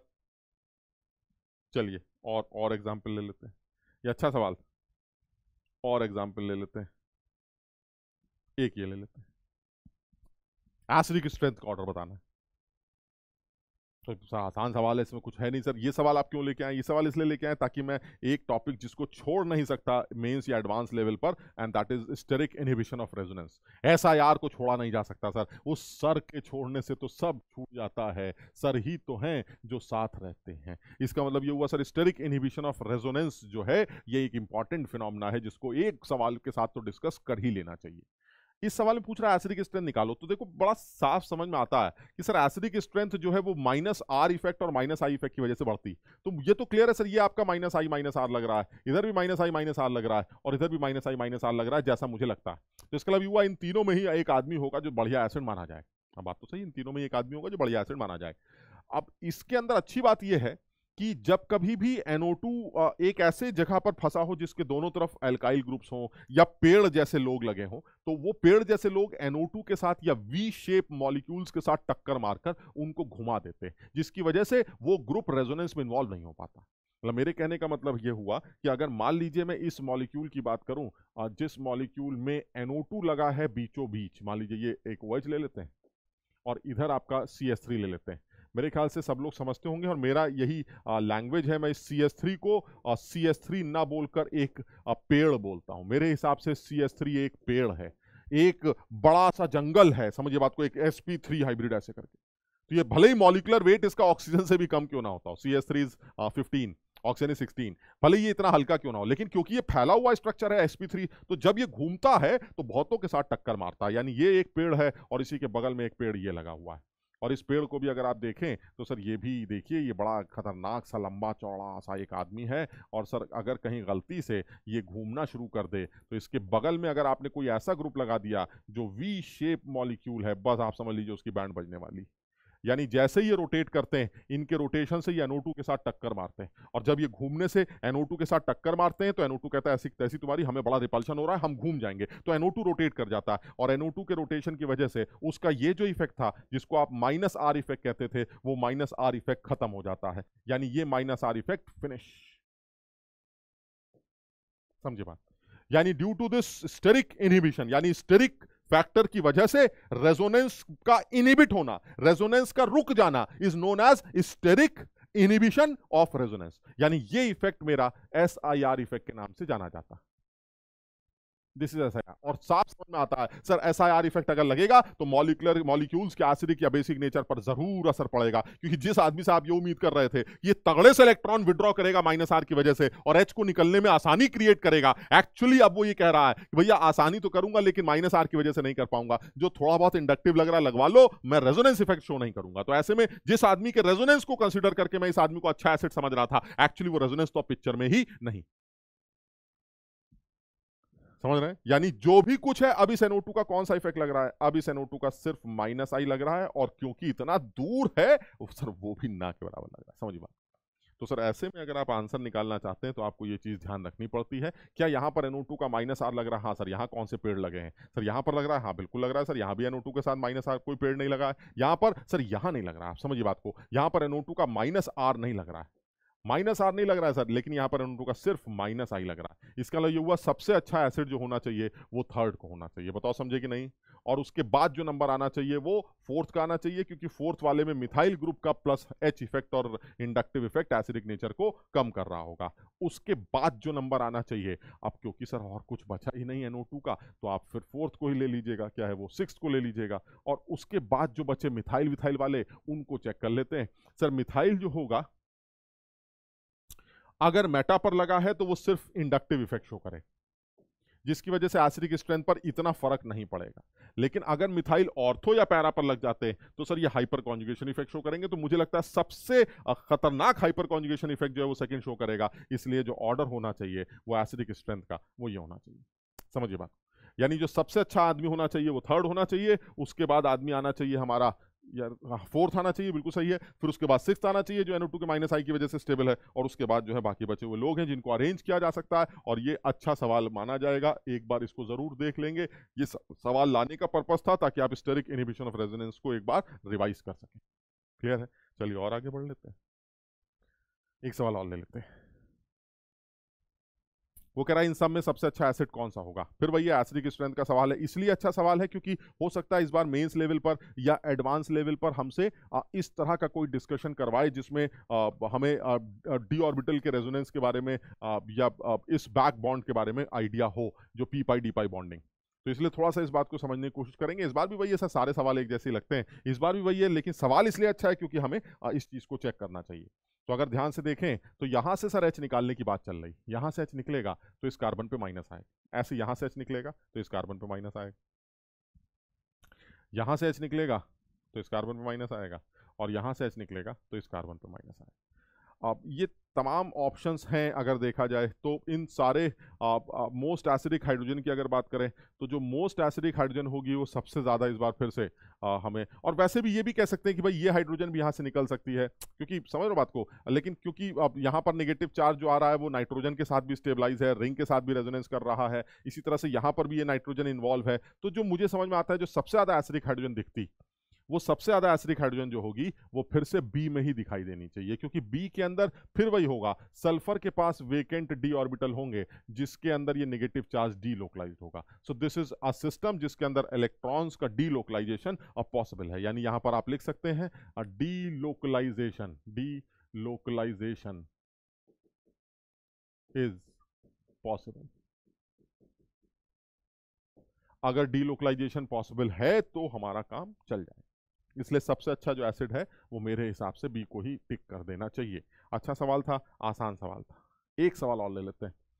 इसमें कह रहे हैं कि प्रोडक्ट बताइए, बहुत पहले पूछा गया सवाल है, आसान सा सवाल है। इसमें 3 मोल हाइड्रोजन डाले गए, तो जब 3 मोल हाइड्रोजन डालेंगे तो वो मॉलिक्यूल जो है वो हाइड्रोजनेट हो जाएगा। अब 3 मोल हाइड्रोजन डालोगे तो 3 मोल डबल बॉन्ड टूटेंगे। मतलब मुझे ऐसा लगता है ये एक अच्छा सवाल है जिसमें अगर आपसे पूछा जाए कि हाइड्रोजिनेशन करने से क्या पता चलता है, अगर मैं कहूं कि मुझे 1 मोल हाइड्रोजन की जरूरत पड़ती है किसी मॉलिक्यूल को हाइड्रोजनेट करने या किसी सिस्टम को हाइड्रोजनेट करने, तो इससे क्या अंदाजा लगता है? इससे सबसे बड़ा अंदाजा ये लगता है कि उस मॉलिक्यूल के अंदर एक पाई बॉन्ड।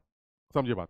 लेकिन अब एडवांस वाला बहुत चालाक हो गया है। एडवांस वाले ने ये चालाकी बहुत पहले की थी, ये फिर करेगा, मुझे पता है आगे आने वाले टाइम पर ये पक्का ये चालाकी करेगा। वो ये कह रहा है कि भाई ये बताइए, एक डबल बॉन्ड को रिड्यूस करने के लिए हाइड्रोजन के कितने मोल चाहिए, तो हम बता देते सर 1 मोल हाइड्रोजन 1 मोल डबल बॉन्ड, उसमें क्या सोचना है। तो अगर आपके मॉलिक्यूल को हाइड्रोजनेट होने में 1 मोल हाइड्रोजन की जरूरत पड़ी तो आप समझ लीजिएगा आपके पास एक डबल बॉन्ड। मैंने कहा हाँ, बिल्कुल सही।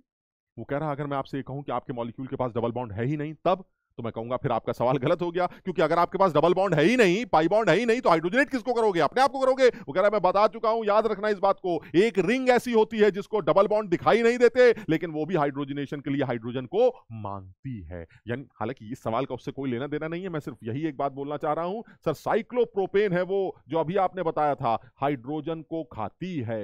इसलिए कभी हमारे एग्जाम में सवाल आता है और आप ये कंफ्यूजन में लगते हैं कि भाई मुझे डबल बॉन्ड नहीं लगता, मुझे सिचुएशन ऐसी दे रखी है जिसमें डबल बॉन्ड नहीं है, या अगर है भी तो उतने नहीं है जितने हाइड्रोजन खा रहे हो, तो समझ लेना कहीं ऐसा तो नहीं हो सिस्टम में एक रिंग सिस्टम हो जो कि 3 मेंबर रिंग हो, बिकॉज 3 मेंबर रिंग्स भी नॉर्मल टेम्परेचर पर आसानी से हाइड्रोजनेट हो जाती, क्योंकि इनके अंदर भी वो पाई कैरेक्टर है। मैंने तुम्हें इसका ऑर्बिटल डायग्राम बना के दिखाया।